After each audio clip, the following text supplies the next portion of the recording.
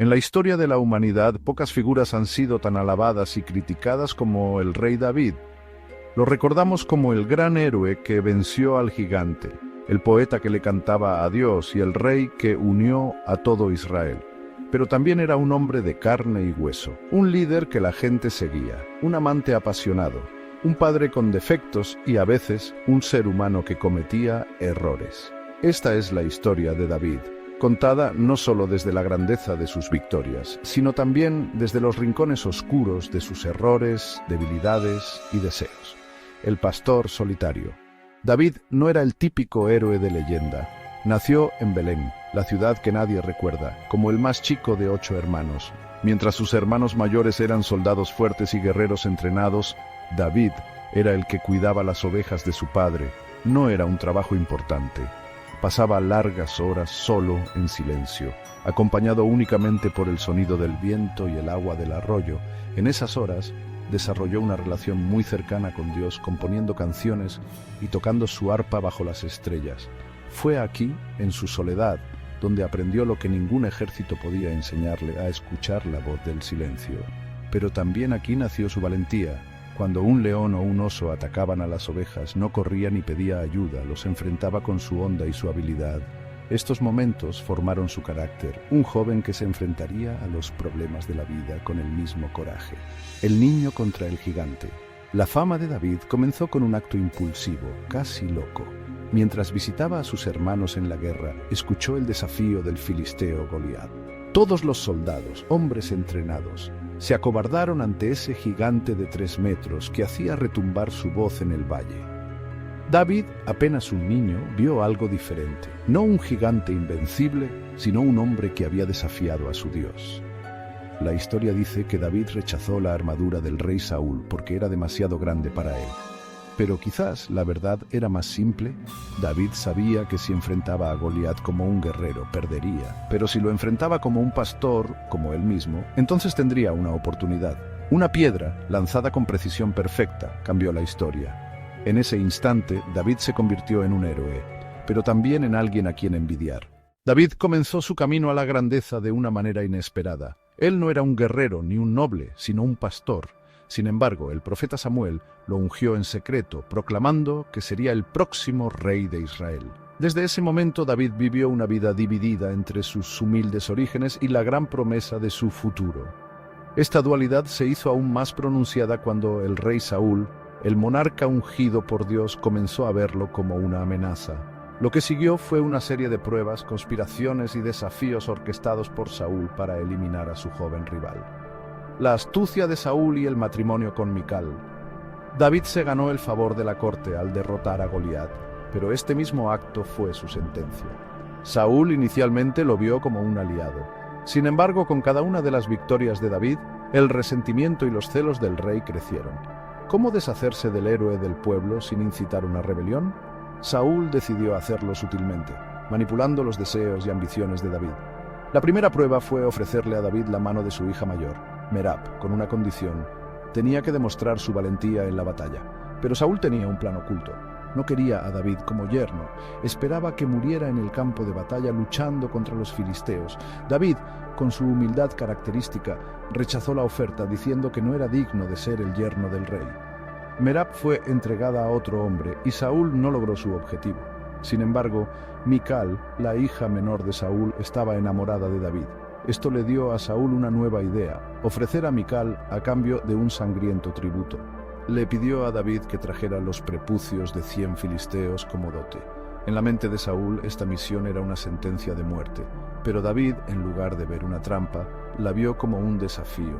Fue más allá y regresó con los prepucios de 200 filisteos. Saúl tuvo que cumplir su promesa y David se casó con Mical. Sin embargo, el amor de su hija por David no hizo más que profundizar el odio del rey, la lanza asesina, la furia de Saúl.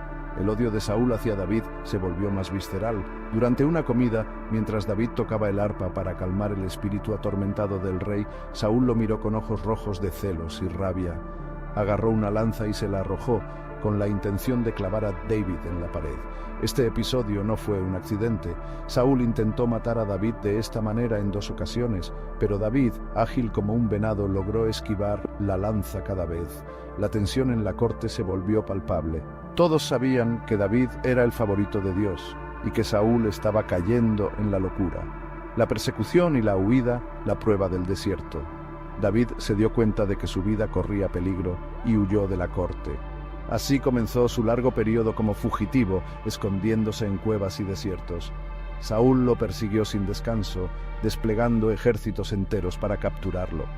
A lo largo de estos años, David aprendió a moverse como un fantasma por los barrancos y cuevas de Judá. En una ocasión, David y sus hombres se escondían en la cueva de Adulam. Saúl, sin saberlo, entró en esa misma cueva para hacer sus necesidades.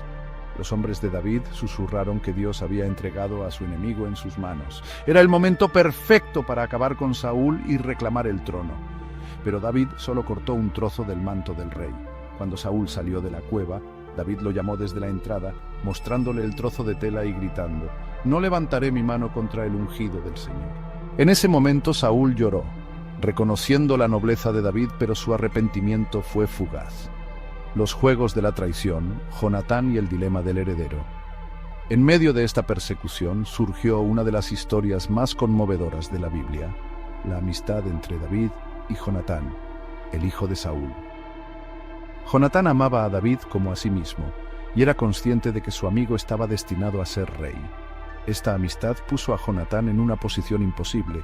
¿Debía traicionar a su padre para proteger a su amigo o traicionar a David para cumplir con su deber como príncipe heredero? En una ocasión, Jonatán puso a prueba la lealtad de su padre organizando un banquete al que David no asistiría. Cuando Saúl preguntó por la ausencia de David, Jonatán le dio una excusa. La furia de Saúl fue tan intensa que incluso arrojó su lanza contra su propio hijo, acusándolo de traición. Este momento selló el destino de Jonatán. Sabía que su padre estaba perdido en la locura y su lealtad se inclinó hacia David, ayudándolo a escapar. El exilio entre los filisteos, el enemigo en casa. Desesperado y sin refugio en Israel, David tomó una decisión arriesgada. Se exilió entre los filisteos, el mismo pueblo contra el que había luchado toda su vida. Se hizo pasar por loco para que el rey filisteo Aquis no lo viera como una amenaza. Babeaba y actuaba como un demente, arañando las puertas con las uñas.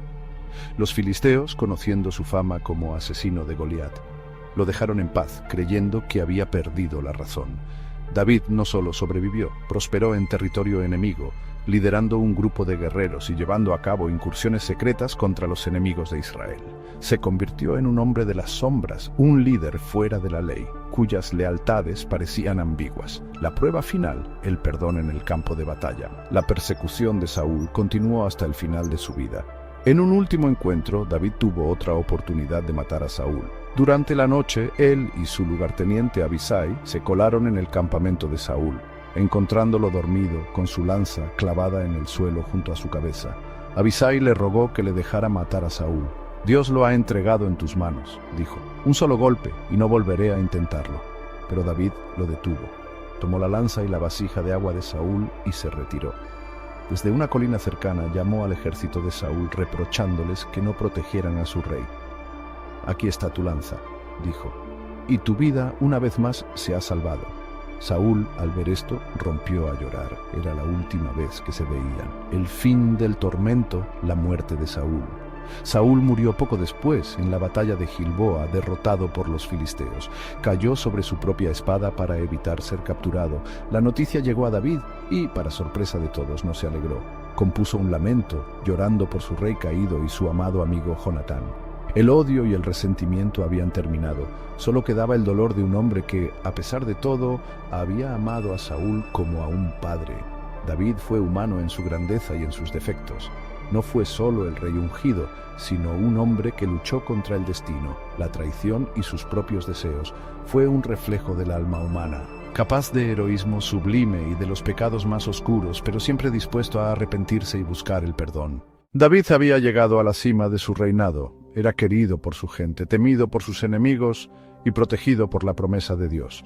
Pero en la cúspide de su poder, un deseo prohibido lo llevó al borde del abismo.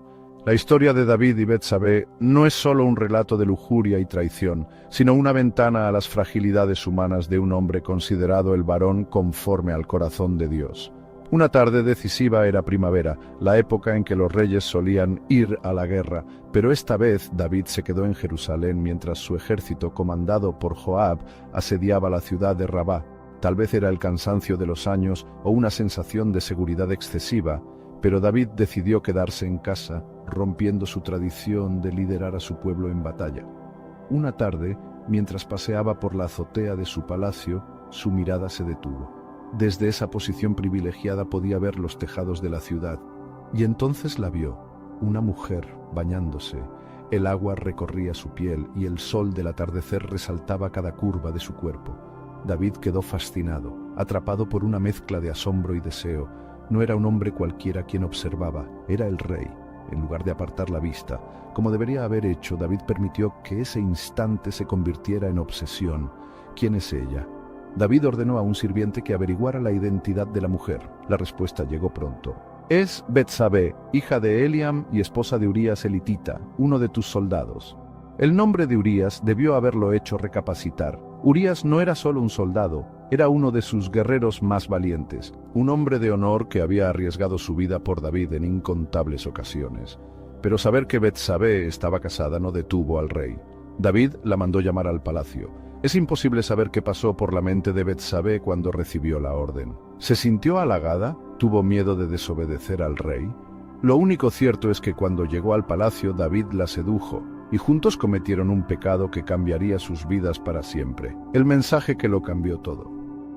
Después de aquella noche, David volvió a sus asuntos, quizás pensando que todo había terminado. Pero semanas después llegó un mensaje de Betsabé. Estoy embarazada. Esas palabras fueron como un puñetazo en el estómago. El pecado de David, que hasta entonces había sido un secreto, estaba a punto de ser descubierto. Betsabé no podía ocultar su embarazo, su esposo, Urías, estaba en el frente. Si la gente hacía cuentas, todo apuntaría al rey.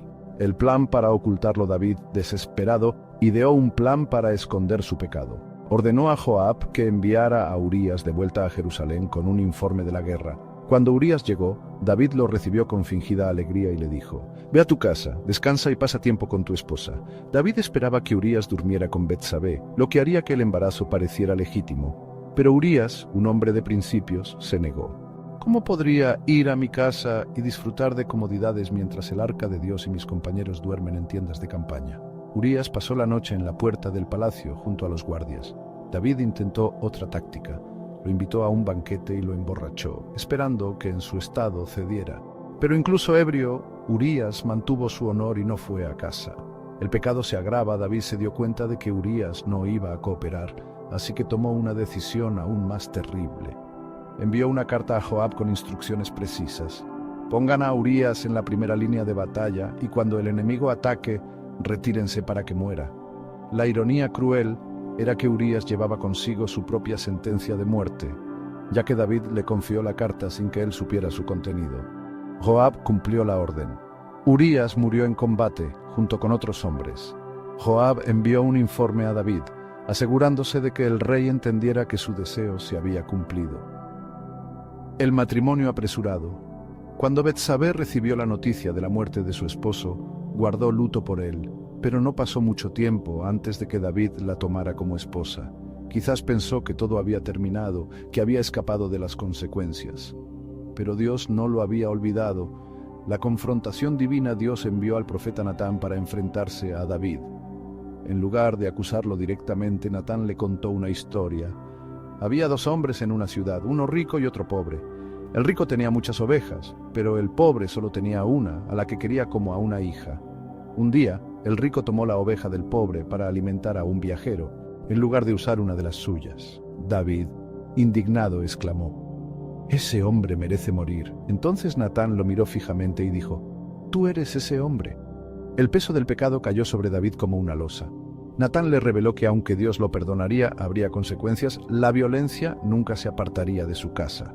y el hijo, nacido de su unión con Betsabé, moriría. El precio del pecado. El niño que Betsabé dio a luz enfermó de gravedad. David, desesperado, ayunó y oró, rogando a Dios por la vida de su hijo. Pero al séptimo día, el niño murió. Este suceso marcó profundamente a David, quien reconoció su culpa y se sometió al juicio divino. Sin embargo, la historia no termina en tragedia. Betsabé más tarde dio a luz a Salomón, el hombre que heredaría el trono, y llevaría a Israel a su época de mayor gloria. Un rey humano, un Dios misericordioso. La historia de David y Betsabé es un recordatorio del costo del pecado, pero también de la capacidad de Dios para redimir incluso las peores faltas del hombre. David, con todas sus imperfecciones, encontró el camino de regreso a Dios a través del arrepentimiento sincero. Su historia nos enseña que la grandeza no está en la ausencia de errores, sino en la capacidad de levantarse después de caer. La historia de David no termina con su triunfo sobre Goliat, ni con su ascenso al trono de Israel. Después del episodio con Betsabé, la vida del rey se convierte en un montón de tragedias familiares, violencia, traiciones y búsqueda de perdón. Sus hijos no fueron simplemente los que iban a heredar la promesa divina, sino también los protagonistas de una historia que es tan fuerte como las tragedias más profundas de la literatura. Amnón y Tamar, el incesto y la venganza. David tenía varios hijos de diferentes esposas, y eso causó muchas peleas y problemas dentro de su propia casa.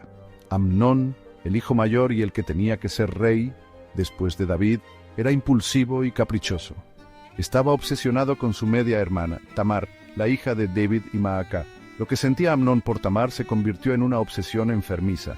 Jonadab, el primo de Amnón, era muy astuto y le dio una idea. Le dijo que fingiera estar enfermo para que su papá, David, le pidiera a Tamar que lo cuidara. David, sin sospechar nada, aceptó. Cuando Tamar entró al cuarto de Amnón, él la obligó a estar con él. Tamar le rogó: «No me hagas esto, por favor. Pídeselo al rey, y él no se negará a que estemos juntos». Pero Amnón no la escuchó. Después de hacer lo que quería, su amor se convirtió en desprecio. La echó de su habitación, dejándola destrozada. Tamar se rasgó la ropa y se cubrió de cenizas, gritando su dolor por todas las calles del palacio. Cuando Absalón, su hermano de padre y madre, vio cómo estaba su hermana, supo lo que había pasado. La llevó a su casa, pero en silencio empezó a planear su venganza.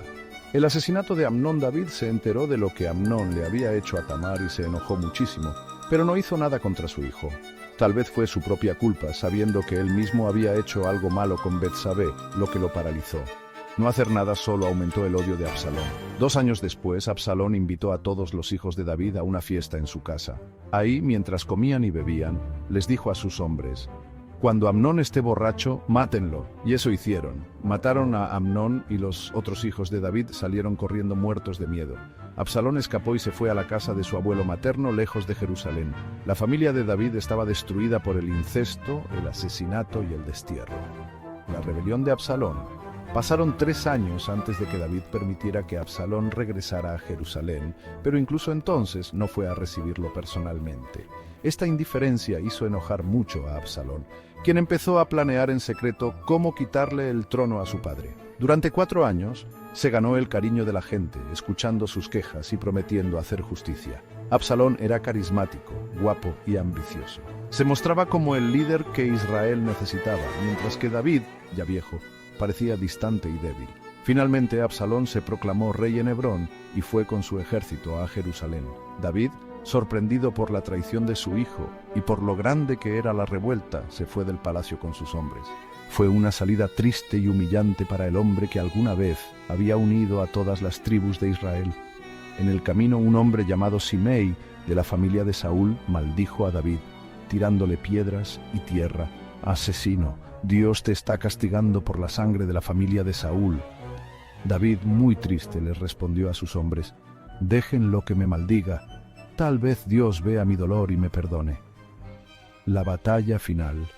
Padre contra hijo. Absalón se quedó en el palacio de su padre y se acostó con las concubinas de David, humillándolo públicamente. Sin embargo, no siguió al pie de la letra el consejo de su nuevo consejero, Ahitofel, lo que le dio tiempo a David para organizarse. los ejércitos de David y Absalón se enfrentaron en el bosque de Efraín. Fue una batalla muy fuerte y las tropas de Absalón fueron derrotadas. Mientras escapaba, su cabello largo, del que estaba tan orgulloso, se atoró en las ramas de un roble. Quedó colgando sin poder defenderse, y ahí lo encontraron los soldados de David. Joab, el general de David, desobedeció la orden directa del rey de no hacerle daño a su hijo. Tomó 3 lanzas y mató a Absalón. Cuando David se enteró de la muerte de su hijo, se puso muy triste y gritó: «Oh, Absalón, hijo mío, ojalá hubiera muerto yo en tu lugar, Absalón, hijo mío, hijo mío». El lamento de David se escucha como uno de los gritos más dolorosos de la Biblia. No era solo el grito de un padre que pierde a su hijo, sino el llanto de un hombre que reconoce sus propios errores, los pecados que habían destruido a su familia. Salomón, el heredero de la promesa. A pesar de todos los problemas, David finalmente eligió a Salomón, su hijo, con Betsabé, como el próximo rey. No fue fácil. Antes de morir, David tuvo que detener otra rebelión, esta vez liderada por Adonías, su hijo mayor después de la muerte de Absalón. Salomón fue nombrado rey con el apoyo de Natán, el profeta, y Betsabé. David, en su lecho de muerte, le dio instrucciones a Salomón sobre cómo gobernar, aconsejándole que fuera sabio y justo, pero también sugiriendo venganzas pendientes contra ciertos enemigos. David murió a los 70 años, después de haber sido rey durante 40 años. Fue enterrado en la ciudad de David, dejando un legado de grandeza y tragedia, un legado de grandeza y fragilidad humana. David no fue un héroe perfecto, fue un hombre de emociones fuertes, capaz de amar y odiar con la misma intensidad. Fue un rey talentoso y un guerrero valiente, pero también un padre cuyos errores y pecados causaron muchos problemas en su propia familia. Sin embargo, a pesar de todo, nunca dejó de buscar a Dios. Los salmos, muchos escritos por él, muestran su corazón arrepentido y su fe inquebrantable. La historia de David nos recuerda que incluso las personas más importantes cometen errores, pero es en el reconocimiento de sus faltas y en su búsqueda de perdón donde está la verdadera grandeza.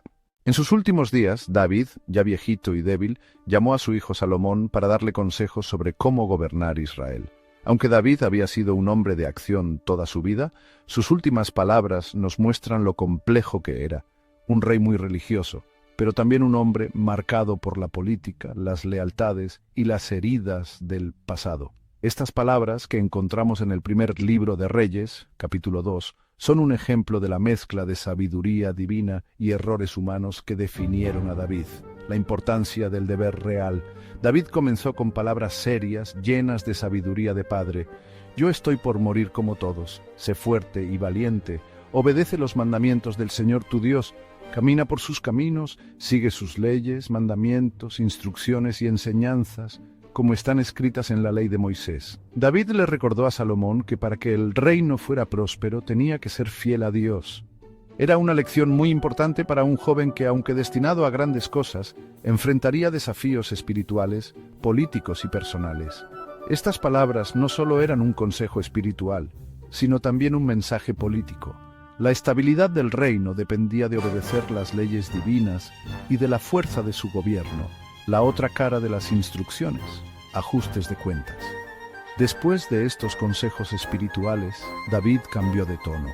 Sus palabras se volvieron más personales, incluso preocupantes, al hablar de las personas que habían sido un problema durante su reinado. Aunque David sabía que estaba cerca de la muerte, no había olvidado los agravios del pasado. Le pidió a Salomón que tomara medidas contra 3 personas importantes. Joab, el general traidor. David mencionó a Joab, su comandante militar más leal durante muchos años, pero también un hombre que lo había traicionado varias veces. Joab había matado a 2 generales, Abner y Amasá, en tiempos de paz, derramando sangre sin necesidad. David no había castigado a Joab en vida, tal vez porque lo necesitaba para mantener el control del ejército, pero antes de morir le dijo a Salomón: «Actúa con inteligencia, pero no dejes que muera de viejo tranquilo». David le encargó a Salomón la responsabilidad de castigar a Joab, asegurando que su traición no quedara sin castigo. Simei, el que maldijo Simei de la familia de Saúl, había maldecido públicamente a David cuando éste huía de Jerusalén durante la rebelión de Absalón. Aunque David lo había perdonado en ese momento, parecía que aún recordaba la humillación que sufrió. Le dijo a Salomón: «No lo perdones, eres inteligente y sabes qué hacer con él. Haz que muera de manera violenta». Simei era un recordatorio de los fantasmas del pasado, del odio que algunos sentían hacia David por haber tomado el trono que era de la familia de Saúl, Barzillai y sus hijos, un acto de agradecimiento.